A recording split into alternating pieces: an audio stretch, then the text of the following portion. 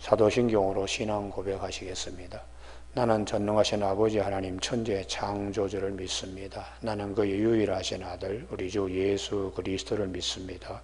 그는 성령으로 잉태되어 동정녀 마리아에게서 나시고 본디오 빌라도에게 고난을 받아 십자가에 못 박혀 죽으시고 장사된 지 사흘 만에 죽은 자 가운데 다시 살아나셨으며 하늘에 오르시어 전능하신 아버지 하나님 우편에 앉아 계시다가 거기로부터 살아있는 자와 죽은 자를 심판하러 오십니다.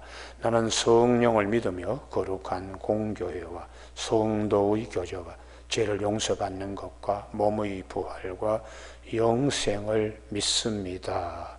아멘. 오늘 아침에 하나님께서 우리 모두에게 주시는 말씀은 시편 93편 말씀입니다. 1절에서 5절까지 한 절씩 교독하시겠습니다. 여호와께서 다스리시니 스스로 권위를 입으셨도다. 여호와께서 능력의 옷을 입으시며 띠를 띠셨으므로 세계도 견고히 서서 흔들리지 아니하는도다.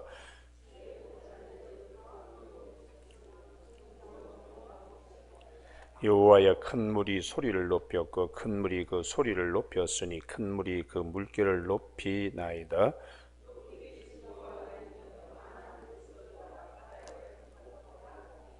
같이 읽습니다. 여호와여 주의 증거들이 매우 확실하고 거룩함이 주의 집에 합당하니 여호와는 영원 무궁하시리이다. 아멘. 1절 말씀에 여호와께서 다스리시니 스스로 권위를 입으셨도다. 여호와께서 능력의 옷을 입으시며 띠를 띠셨으므로 세계도 견고히 서서 흔들리지 아니하는도다 하는 말씀 중심으로 다윗의 믿음, 만왕의 왕 되신 하나님 이란 제목으로 말씀을 나누겠습니다. 오늘 이 본문은 70인역 그 성경의 소제목이 붙어 있습니다.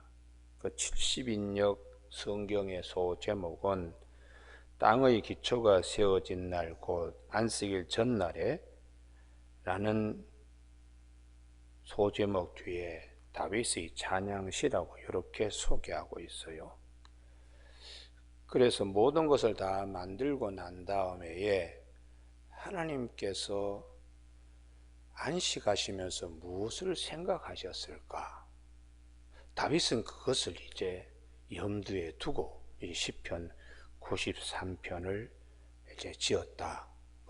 지은 것에 대한 배경을 구전으로 쭉 내려오는 배경을 이제 거기에 기록해 둔 경우입니다. 그러나 우리가 지금 보는 이 성경은 맛소라 사본 성경이기 때문에 70인역이 아니고 히브리인들의 전통적인 히브리어로 되어 있는 성경이기 때문에 소제목이 빠져 있습니다.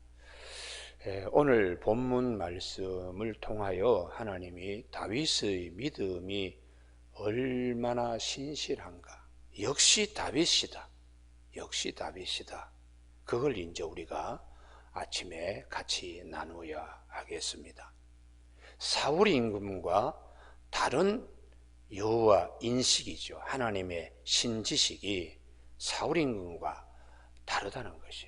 그러면 이 본문 말씀의 배경이 사무엘하 7장의 1절에 여호와께서 주의 모든 원수를 무찌르사 왕으로 궁에 평안히 살게 하신 때에 왕이 선지자 나단에게 이르되 볼지어다 나는 백향목 궁에 살거늘 여호와에게는 휘장 가운데 있도다 하는 사무엘하 7장의 말씀이 배경이 되고 있습니다. 그러니 다 이제 이루고 그러고 난 다음에 내가 뭘 해야 될까? 이걸 이제 생각을 하는 시편이지요. 그러면 다윗 임금과 사울 임금의 차이는 어디 있는가? 이게 이제 하나님에 대한 인식이 완전히 다릅니다. 다윗은 철저하게 모든 것을 다 지켜보시는 하나님, 모든 것을 다 그 손에 가지고 계시는 하나님. 그렇기 때문에 나는 그 하나님, 만왕의 왕이신 하나님의 선한 청지기로서 감당해야 한다. 이런 인식이 다윗에게는 아주 컸는데 사울은 그러지 못했습니다. 사울 임금은 설마 이거 하나님이 아실까? 그래서 아말렉과의 전투에서 하나님이 다 그냥 소멸하라 했는데 말 듣지 않습니다. 그래 아주 짐승 같은 거 이런 거 죽이기에 너무 아까운 것들은 다 뒤로 빼돌렸어요. 그리고 또 그 전쟁에서 자기가 승리했다고 자기 전승 기념비를 또 세우고 이렇게 해서 하나님이 사울 임금 세운 것을 아주 후회하셨다고 사무엘에게 하나님이 그렇게 말씀하셔서 다윗을 이제 기름 부었는데 이 다윗과 사울의 근본적인 차이가 어디 있는가? 이걸 이제 사무엘하 21장에서 말씀합니다. 사울은 편협한 마음을 가지고 있는 다윗도 그런 마음을 가질 수 있는데 하나님이 그 편협한 마음을 하나님이 고쳐주십니다. 그게 이제 사울 임금이 우리 이스라엘 백성들 외에 다른 잡족들은 다 인종청소해야 된다고 하는 아주 편협한 생각을 하고 기브온 거민들을 완전히 그냥 이 자기 통치 영역에서는 아예 인종청소하려고 손을 대가지고 많은 사람이 죽었습니다. 그래서 이 기브온 거민들 가운데서 살아남은 사람들이 자기 신분을 밝히지 않고 다 숨어 있는 거예요. 그때에 다윗이 나라를 다 안정시키고 그런데도 하나님이 3년 동안 비를 주지 아니하고 가뭄이 계속 오니까 하나님께 여쭈었습니다. 그래 하나님께서 사울이 기본 거민들 인종 청소한 벌이 있기 때문에 이거 해결해야 된다고. 그래서 다윗이 기본 사람들을 숨어서 사는 사람들을 불러내어 가지고 원한을 풀어주겠다고. 그래서 다윗이 그 일을 잘 감당해서 하나님의 마음을 풀어내게 되는 역사가 있습니다. 우리가 오늘 아침에 이 고난주간에 유대인들이 예루살렘에 예수님이 오셨을 때 호산나 평화의 왕으로 오시니여 그렇게 하고도 십자가에 못 박았습니다. 그 이유가 어디 있는가? 하나님에 대한 인식 부족에서 그렇게 되었습니다.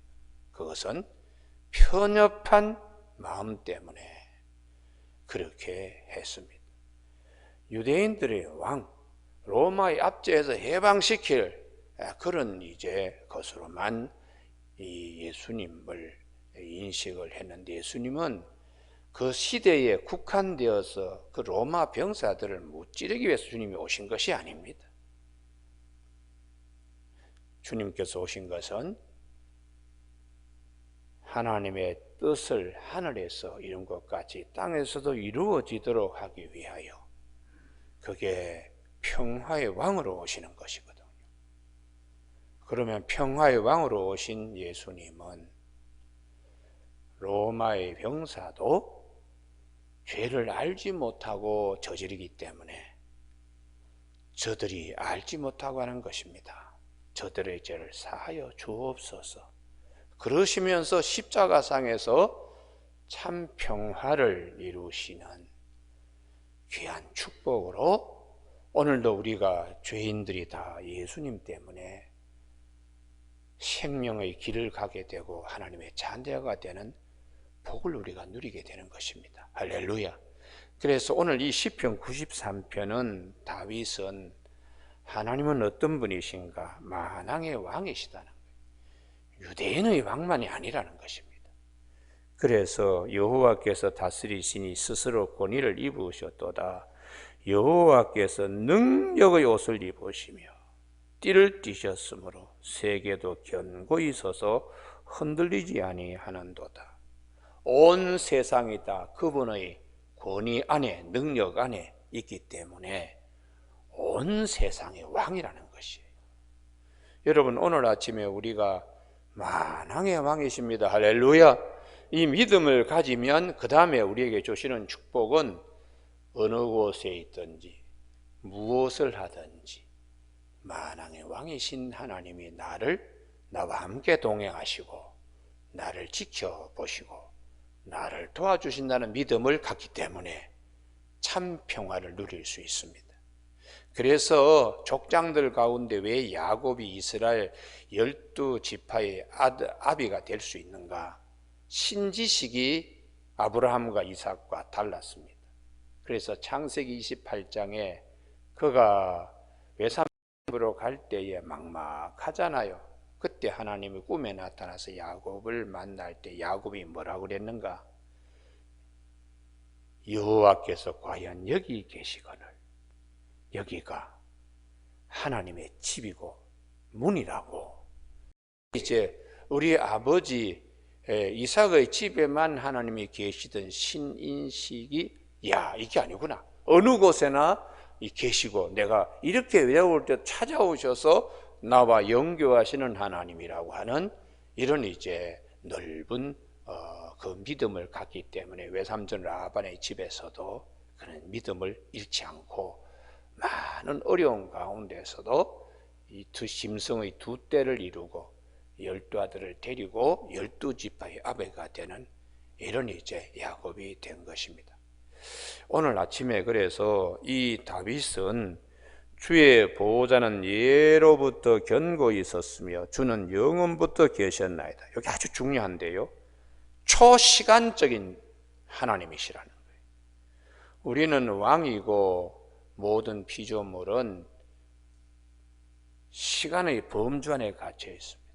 그러나 우리의 왕이시고 만왕의 왕이신 그분은 초시간적인 분이시고 그 다음에 4절에 높이 계신 여호와의 능력은 보호자가 높은 곳에 있으니까 우리로서는 우리의 이런 공간 속에 갇혀 있는 것과 다른 초공간적인 하나님이시라는 거예요. 전능하신 하나님은 초시간적인 하나님이시고 초공간적인 하나님 안에서 마치 바닷물이 때로는 높은 파고를 이루기도 하고 그러다가 또 쑥 사라지고 또 으처으처하며 큰 소리를 내다가도 없어지고 세상의 역사가 이와 같다는 것이죠. 세상의 임금은 어느 날 높은 파도처럼 축 올라와 가지고 뭘 할 것처럼 하지만 금방 사라지는 거예요. 제국이 그러하고 왕들이 다 그러하기 때문에 하나님 앞에서 우리가 얼마나 겸손하게 띠띠우고 하나님을 잘 섬겨야 되는지를 다윗은 인식하고 나라를 어느 정도 평정했다고 우쭐거리거나 그러지 않고 하나님 앞에서 나는 백향목 국에 거하는데 하나님의 말씀에 벗기는 저렇게 휘장 가운데 있으니 만왕의 왕이신 하나님을 만왕의 왕으로 대접하기 위해서는 그분이 우리에게 주신 이 말씀의 법궤를 가장 아름다운 처소 성전을 건립하여 그것에 모시는 것이 합당하다는 믿음을 다윗이 갖는 거예요. 그래서 사무엘하 7장 2절에 나는 이 좋은 집에 사는데 백향목 나무로 만든 궁에 사는데 하나님의 법궤는 저 장막에 있으니까 하고 할 때 나단이 임금님 성전 그냥 지으시면 됩니다 이렇게 했는데 하나님께서 아니다. 너를 통해서 내가 성전을 짓는 걸 허락하지 않고 솔로몬 때에 짓게 하겠다. 그랬을 때 다윗이 우기지 않았습니다. 섭섭합니다 이런 말 하지 않았습니다. 알겠습니다. 그렇게만 해주셔도 종의 집에 복을 하나님 주심을 감사히 여긴다고 그렇게 다윗은 겸손으로 허리를 동였습니다. 어느 나라 임금이 어느 날 갑자기 높은 파도처럼 우쭐거리고 뭐 천하가 다 자기 것으로 하던 임금들이 얼마나 역사 속에서 일어났다가 사라지고 포말 사라지듯이 사라지는 경우가 많잖아요. 그래서 이 다윗은 시편 93편에서 만왕의 왕이시고 초시간적이고 초공간적인 하나님 그 아래에서 세상의 모든 일이 3절에 큰 물이 소리를 높이고 큰 물이 소리를 높이고 큰 물이 그 물결을 높이고 있지만 그 다음에 언제 사라진지 모릅니다. 높이 계신 여호와의 능력은 많은 물소리와 바다의 큰 파도보다 크니이다. 할렐루야. 이 믿음이 우리에게 있어야 됩니다.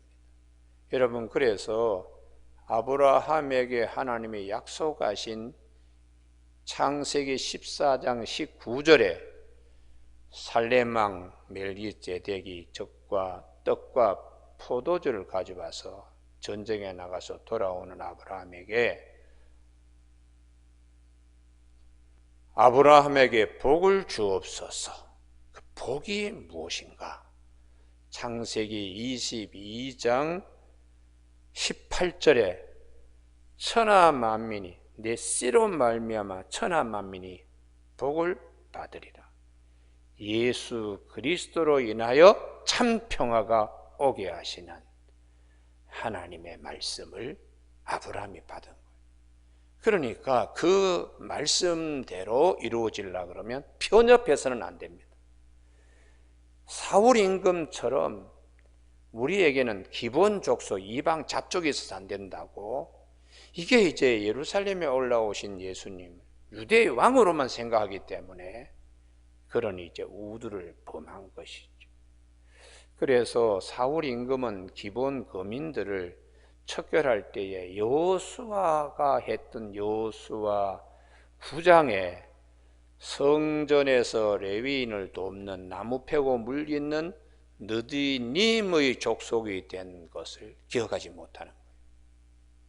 그러니 이런 잡족들도 하나님이 성소에서 일하게 하신 편협하신 하나님이 아니고, 또 위장해서 속이고 그들에게 멀리 온 것처럼 한 자들의 죄를 주는 것이 아니고 너그러운 마음으로 성소에 거할 수 있도록 하신 하나님의 그 마음을 여호수아가 읽어서 한 것입니다. 그래서 나중에 우리가 이 구약 성경을 보면은 사울이 그렇게 인종 청소한 기본 거민들, 그 느디님 사람들이 어떤 일을 했는가? 학사 에스라가 2차 바벨론 포로에서 돌아올 때에 그 에스라서 8장에 보면 3일 동안 이 분들이 가까이에서 머물러 있어요.